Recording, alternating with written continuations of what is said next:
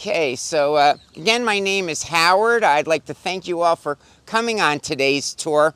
While you're sitting here, we'll talk a little bit about the geography of Miami Beach. Then we'll start in on the history. We'll take a short walk and complete the history. Then we'll start looking at the buildings, which will take up the bulk of the tour. So turning to the geography, the Miami metro area is the largest metro area in the southeast United States. It's about the same size as the Atlanta metro area, about 6.7 million people. Miami Beach is just a very small part of the metro area. The population of the city is 83,000. And Miami Beach is on an island of only 7 square miles. It's a very compact, very urban city, much more urban than most beach resorts in the country. And Miami Beach is on a barrier island. Barrier islands protect the mainland from storm surges. And typically barrier islands are long and narrow. That's the case with the island we're on here. Miami Beach is 1 mile wide from east, the Atlantic Ocean, to west. The western boundary of Miami Beach is Biscayne Bay. If you were to cross the 2-mile expanse of the bay, you'd wind up in downtown Miami, which is a separate city from Miami Beach. And Miami Beach is 9 miles long from south to north. You may have already noticed that almost all the east-west streets in the city are numbered consecutively. So if you know what number street you're on, you pretty much know where in the city you are. Here at the Welcome Center, we're at 10th Street. It's about a mile north of the southern tip, which starts just south of 1st Street. It's roughly 10 blocks to a mile. The northern boundary of Miami Beach is at 87th Street, 8 miles north of here. And we're in the South Beach neighborhood of the city. It's Miami Beach's most famous, most touristy, and most historic neighborhood. South Beach goes from the ocean to the bay and from 23rd Street in the north to the southern tip. The other two main neighborhoods in the city are easy to remember, Mid Beach and North Beach.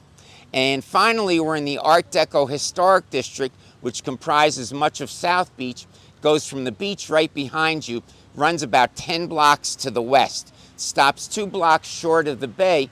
Most of the buildings on those final blocks are newer construction, so not included in the historic district. And it goes from 23rd Street in the north to 6th Street, 4 blocks south of here. Okay, so a key year in the entire Miami area was 1896. That's when the railroad first reached the city of Miami across the bay. But at the time, Miami was not a city. It was just a little village of 200 or 300 people, and there was no urban development at all here in what was to become Miami Beach. The coming of the railroad is what started the growth in the whole area. There had been some farming on the island here starting just a little bit earlier in the 1880s. A father and son, Charles and Henry Lum, came here from New Jersey, cleared some of the land, and started a coconut plantation. And you would think a coconut plantation would do well. We're surrounded by coconut trees. But at the time, there were a lot of rabbits and other small mammals on the island. They ate the young coconut shoots, so their farm was a failure.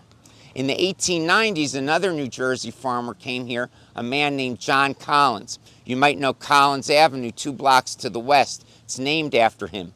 He started more extensive farming operations, growing various fruits and vegetables, and he was more successful. So in 1912, he decided to build a roadway from Miami across the bay to Miami Beach. Before that, you had to go by boat. And this was a self-financed roadway. The government was not involved. A year later, in 1913, he was about halfway finished. He ran out of money. But he had a savior in a man named Carl Fisher. Over time, Carl Fisher became a very important person in the history of Miami Beach. Carl Fisher was a millionaire from Indiana. He was one of the founders of the Indianapolis Motor Speedway. He also developed and sold one of the first headlamps for cars. Carl Fisher first visited the Miami area in 1910, and he was the first person to conceive of Miami Beach as possibly being a resort community rather than a farming community. So Carl Fisher made a deal with John Collins. Carl Fisher gave John Collins money to complete the roadway, and in return, John Collins gave Carl Fisher much of his land holdings here on Miami Beach. And Carl Fisher started to develop the city. In Carl Fisher's mind, Miami Beach should be a resort for the very wealthy. So he sold off plots of land to people like Harvey Firestone of tire fame and J.C. Penney of department store fame to build large mansions. And in the early and mid-1920s, Carl Fisher himself built 5 very large, very luxurious hotels here. Unfortunately, none of those hotels still exist, so we won't be visiting any of them, but I do have a picture of one. This was the Flamingo Hotel. It opened on Biscayne Bay about a mile west of here in 1920. So we're now on Ocean Drive, one of the most famous streets in Miami Beach. If you look up and down Ocean Drive, many of the buildings you see were erected as hotels in the 1930s. But you don't need me to tell you that these hotels did not come with golf courses and polo fields like Carl Fisher's hotels of the 1920s did. These hotels were erected primarily for a middle-class clientele. And in the 1930s, Miami Beach became a resort significantly for the middle class. 2 things facilitated middle-class travel here in the 30s. Number one, it was the first time that union workers in America received paid vacations. So that enabled the lower socioeconomic class of people to start traveling. 2, in general, in America during the Depression, there wasn't too much private construction going on. But here in Miami Beach, hundreds of buildings were erected. What facilitated that was organized crime. Organized crime had been active in the Miami area beginning in 1920, the start of Prohibition, illegal alcohol in America. Organized crime was involved in running the alcohol from ships offshore onto the land. And in the 1930s, organized crime acted as bankers to the legitimate business people who were erecting these buildings. They would lend money to them and then be repaid as if they were a bank. So Miami Beach, especially South Beach, which was by far the most heavily built up section of the city at the time, was thriving as a resort for the middle class. During World War II, which for America began in 1941, tourism almost ground to a halt. But the hotel owners here were not negatively impacted. Miami Beach became a large Army training facility. About 500,000 troops passed through. There was no separate Army base. The troops were housed in the city's hotels and apartment buildings and used the city's streets, golf courses, polo fields, and beach to train on. Of course, many of the troops enjoyed their time here. They may have been here in the winter when it was 75 degrees. Back home in New York or Chicago, it may have been 25 degrees. So after the war, many of the troops returned with their families, either as vacationers or working residents, or eventually as retirees. The newer buildings erected after the war had some important modern amenities the older ones here lacked, the most important of which was air conditioning. So through the 1950s and early 60s, South Beach fell out of favor. By the mid and late 60s, it was a pretty rundown neighborhood. Many of the buildings had physically deteriorated, and there were no longer many visitors coming to South Beach. And the population here in that era, from the 50s to the 80s, had 3 main characteristics. One, it was largely low income. This became a very, very inexpensive place to live. 2, it was heavily Jewish. In that era, Miami Beach as a whole was about 60% Jewish. South Beach was about 80% Jewish. And to put those figures in context, the country as a whole was just 3% Jewish. The third characteristic of the population was that it was elderly. In 1980, the median age was 66. So by the mid-1970s, developers got an interest in South Beach, wanted to knock down the old buildings and put up new ones. That's when the preservation movement began to fight the developers' plans. And we'll talk more about preservation later in the tour, but for the most part, the effort was successful. Many of the older buildings were saved. And starting just after that, slowly in the early 1980s, picking up steam in the late 80s and 90s, there was a big economic revitalization here, also very successful. So now, once again, Miami Beach, including South Beach, is a highly desirable place to live or to visit. While all that was going on, there was a tremendous change in the population. To jump ahead to the current day, on average, Miami Beach residents are much wealthier. It's an expensive place to live. The city is about 15% Jewish, high by national standards, but low by Miami Beach historic standards, and much younger. The median age here now is 39. Quite a difference from the 66 of just a few decades ago. The city is just over 50 50% Latino, in line with the entire Miami area. So Art Deco was a style of architecture begun in Europe early in the 20th century. There was a big exhibit in Paris in 1925 that featured Art Deco architecture and design. People from all over the world went to that exhibit and brought Art Deco home with them. Miami Beach has about 800 Art Deco buildings, one of the highest concentrations of any city in the world. The Art Deco period here was fairly brief, from about 1935 until 1950. The Breakwater Hotel across the street was erected as the Breakwater Hotel in 1940. And I'll point out some of its features that are common to Art Deco buildings here. First, the front facade is symmetric, meaning if you fold it in half, it's the same on both sides. It has the taller middle section and lower side sections. Often Art Deco buildings give a sense of movement. The Breakwater looks almost like a ship, the Breakwater sign being its mast. The railings on the roofline look like the railings on a cruise ship. So it almost looks as if it's about to leave its foundation, maybe run us over and go out into the ocean behind us. Often the front facades of Art Deco buildings here are sort of plain geometric shapes, almost tacked one on top of another, so you see the blue horizontal bands and the white rectangles. The Breakwater played a key role in the early days of the economic revitalization here. The year was 1985. There was a famous print ad campaign photographed at the Breakwater. It was for a Calvin Klein fragrance called Obsession. Eventually, these advertisements were in newspapers and magazines all around the world. They were on the rear side of the sign, so the photographer was looking out towards the ocean. And as you could see, the models had no clothes on. This was very risque for 38 years ago. So when people saw this, they'd say, "Where's that?" The answer was Miami Beach. So they'd say, "Oh, I want to go there and check that out." As you scan over the buildings, you might notice they're color coordinated. They're white with blue trim. There's a reason for that. Today in the modern era, it's all one business. It's called the Congress Suites. You can see the original Congress Hotel immediately across the street. But the buildings were erected at different times for different purposes, and they represent different architectural styles. So we'll look at the buildings in the order they were completed, starting with the oldest. And that would be the building on the corner with the small red roof. That building was erected in 1934 as the Bon Air Hotel. And as an aside, I have the rates for that hotel in 1946.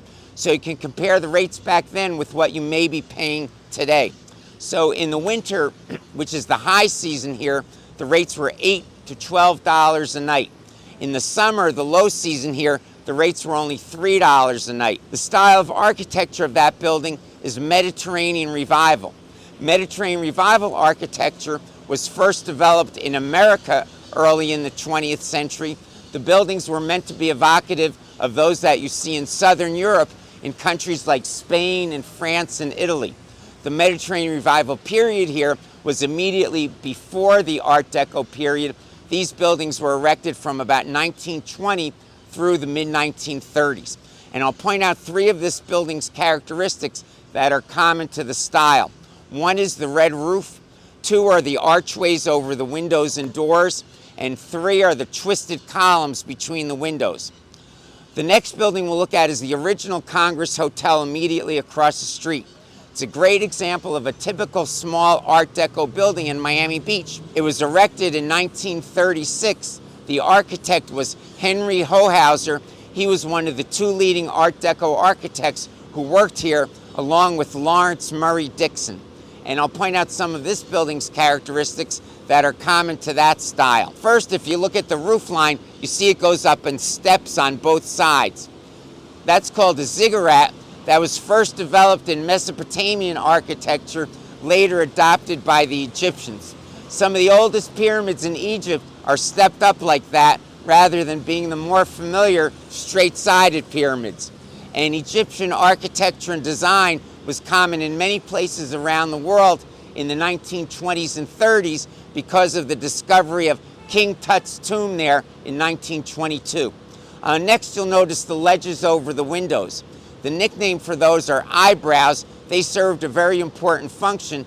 They provide shade for the interior, keeping it cooler very important for when these buildings were not air conditioned. Today they've been retrofitted with air conditioning.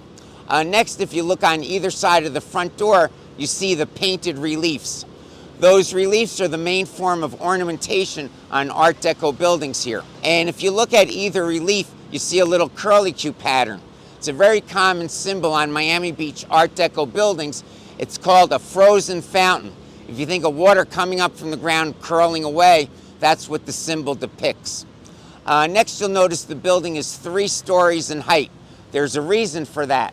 In the 1930s, the Miami Beach city regulations stated that if a building was 4 stories or more, it needed an elevator. If it was 3 or less, no elevator was needed. Including an elevator adds much to the construction costs, so to keep costs down, often the owners would stop at the 2nd or 3rd story. Today, all of the older hotels have been retrofitted with elevators. However, most of the older residential buildings, which comprise the majority of the older buildings here, have not been retrofitted with elevators. And finally, for this building, if you look at the Congress Hotel sign, the font of the letters was a very popular font in the 1930s. And the Art Deco Historic District guidelines state that either the original sign must be kept, or, as is more often the case, it needs replacement because of wear and tear. The original design of the sign must be maintained. Okay, so across the street is one of the most famous buildings in Miami Beach. You might be familiar with it before I say anything about it.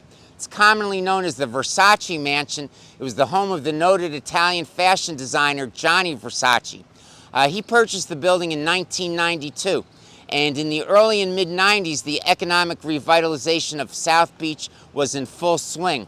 Celebrities were starting to come here. There were a lot of fashion shoots, a lot of filming of movies and TV shows and commercials. Versace was in the middle of all that and was a catalyst for much of what was going on at the time. One reason the building is so well known is not a good reason. It was also the site of Gianni Versace's murder. The date was July 15th, 1997. He had gone to an establishment called the News Cafe, 3 blocks south of here at 8th Street and Ocean Drive. He was just returning to the home, had reached the front steps, and there was a man waiting to shoot him. Unfortunately, that man killed Versace. His name was Andrew Cunanan. Cunanan had been on a cross-country killing spree. Versace was his 5th and final victim.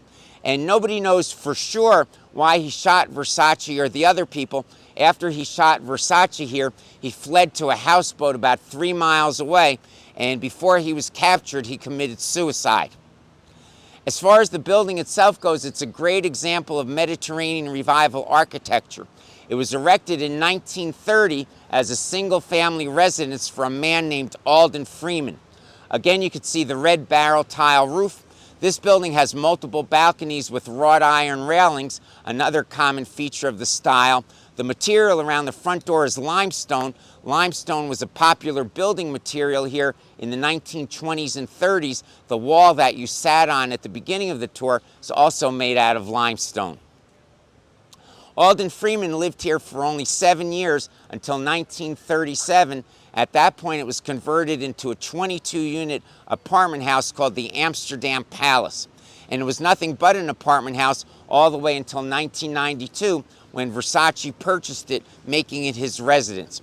But by then it had physically deteriorated, along with many other buildings in the area. Versace paid $6.9 million for the property, then spent another $30 million renovating it. Today it's a very high-end hotel and restaurant.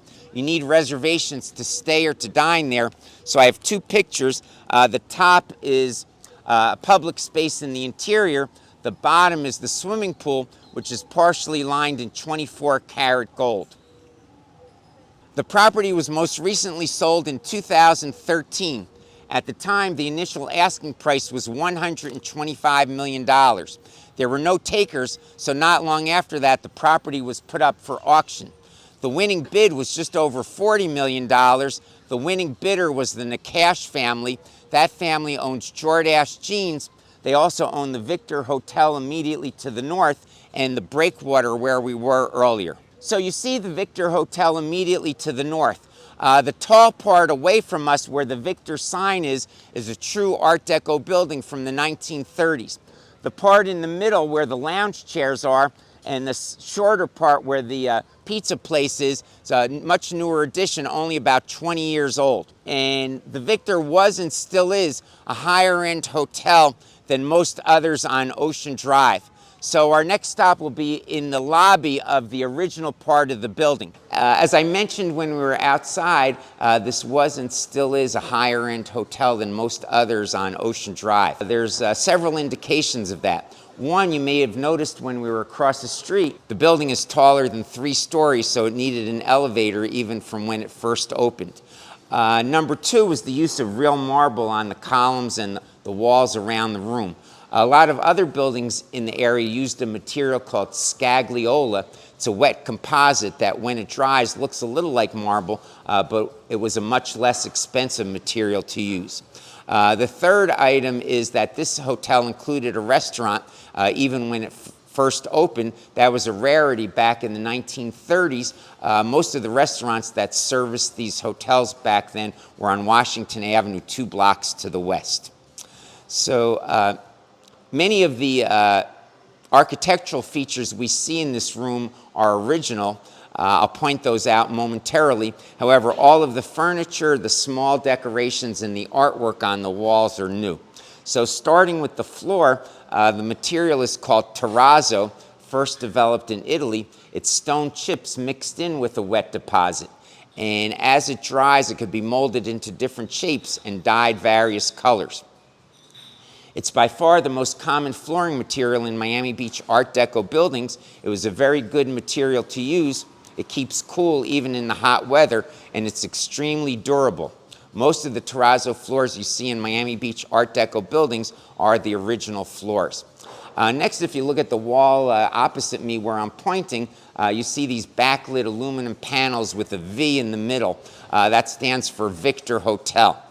The vertical lines in the panels are meant to depict bamboo shoots. It's an Asian influence. Art Deco picked up stylish flourishes from a lot of different places around the world. Aluminum was a common decorative item in Art Deco buildings. Next, if you look up on the ceiling, these are considered classic Art Deco chandeliers. They're very futuristic looking, very streamlined for the 1930s. Also, if you look at the railing on the mezzanine above us, it also has an Asian influence. In the corner where I'm pointing back here, you see a glass block table. Glass block was a common building item both for interiors and exteriors of Art Deco buildings. When this hotel first opened, that was the site of the check-in desk. Now it's in the room behind us. And finally, for the interior here, you see this mural on the back wall. These murals were fairly common in Miami Beach hotels erected before World War II. This one is an idealized version of the Everglades, the large national park just to the west of the city of Miami. It was a local artist, Earl LePan. You could see his name in the lower right-hand corner. Of course, alligators are one of the main features of the Everglades, so naturally LePan wanted to include an alligator in the scene. However, there was a myth amongst some Miami Beach visitors in the 1930s that alligators roamed the streets here. So the owner forbade him from putting an alligator in the scene. The hotel was renovated decades later. The mural needed touching up. LePan was still living in the area, so they brought him back to do the work. Of course, by then, the myth about the alligators no longer existed, so he was finally able to put the alligator in the scene just below his name in the lower right-hand corner. Okay, so we'll look at 2 buildings on the opposite side of the street. First, the Leslie, and we'll discuss 3 items about the Leslie that we haven't discussed previously. First, if you look up on the roof, you see a yellow canopy with glass around it. That's a relatively new addition on the Leslie. There's lounge chairs there, so the canopy is providing shade for the loungers. And in the historic district, new additions like this are allowed. Even new stories can be added to buildings, but only under one condition. If you're standing directly in front of the building on the opposite side of the street, so for example, if you were standing where the green garbage can is where I'm pointing, you're not allowed to see the new addition. That's why that canopy doesn't come all the way to the street line. So that's a compromise as far as preservation goes. It allows for some expansion and modernization of the buildings without totally destroying their historic integrity. The second item of the Leslie I'll mention is something you already noticed, the bright yellow paint. Miami Beach is noted for its colorful buildings. When these were first erected, they were painted primarily neutral colors. White was the most common color. For the most part, the colorful buildings didn't come into play until the early 1980s. And there was a man named Leonard Horowitz. He was involved in the early days of the preservation movement here. He had the idea that if the buildings were painted multiple colors and the architectural details highlighted, more people would appreciate the buildings and thus help the preservation movement. So in the 1980s, he oversaw the painting of many buildings here. He used a specific color palette. The bottom picture was his color palette. All of his work in Miami Beach was in the 1980s. After that, other people continued to paint the buildings, though not necessarily using his colors. For example, the yellow on the Leslie is nowhere to be found here. The current trend is to go back to more neutral colors, especially white again, which is in line with the overall design trend in the country today. The third item of the Leslie I'll mention is its overall shape. It's very angular. If you look at the corners of the building or the corners of the eyebrows, they're at right angles. That angularity was popular in the mid-1930s. In the very late 30s and early 40s, buildings got more curvaceous, what's called more streamlined. You can see that immediately across the street at the Carlisle, which was erected in 1941. If you look at its corners or its eyebrows, they're rounded or streamlined. That streamlining was in line with the overall design trend in the country at that point. Cars and trains got more streamlined, even household goods like radios. One note about the name Carlisle, that was and still is a very high-end hotel in New York City. This hotel had no business relationship with that hotel, but the owner picked the name on purpose as a way to entice people to stay here. Today, a company would likely be sued for doing that, but 80 years ago, they were not sued, and there's other examples of that going on with Miami Beach hotels. There was a famous movie shot at the Carlisle. You might be familiar with it from the late 1990s. The Birdcage starred Robin Williams and Nathan Lane. They owned a nightclub in the movie. The Carlisle was their nightclub. Okay, so across the street you see a parking garage. It's an example of the economic revitalization of South Beach. Back in the 1960s and 70s, most people who lived here did not own a car, and there were few visitors coming to the area. So parking was easy even on the street, and most of it was free at the time. As the economic revitalization progressed, parking got more and more difficult. At first, several parking lots were added, but after a time, even that wasn't sufficient. So this was the first parking garage in South Beach, dating from 1991. And at the time, the regulations that I mentioned earlier, where new buildings have to be complementary to the old ones, did not exist. So the architect had a freer hand with what to do. But they did sort of use an Art Deco style. It has a taller middle section, and they used glass block. When this building was first erected, many people who lived here thought it did not fit in very well. They thought it was an eyesore. Today, opinion is more mixed. So you can ask yourself the question, and there's no right or wrong answer, whether when you walk by you think the building fits in with the rest of the neighborhood. You can ask yourself the same question of this 1970s era apartment building. Most people think it does not fit in very well. Two of the first things you notice are the parking at the ground level and the fence. Not the prettiest things to look at, but it's a trade-off. If you lived here and you owned a car, you'd probably be very happy that parking was available just under the building. We're at the Dream Hotel. It's the buildings on both sides of the courtyard. And we'll talk about the Dream in a few minutes, but while we're in this nice spot, we'll take a closer look at the preservation movement. So as I mentioned at the beginning of the tour, by the mid-1970s, developers got an interest in South Beach, wanted to knock down the old buildings and put up new ones. The preservation movement began as a reaction to the developers' plans. And if the preservation movement had not been successful, chances are we would not be on a walking tour today. South Beach might look something like this. This is a picture of Sunny Isles Beach. It's about 12 miles north of here.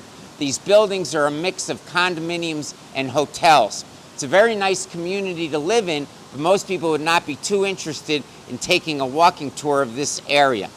When the preservation movement began, many people were in favor of new development. There are a couple of reasons for that.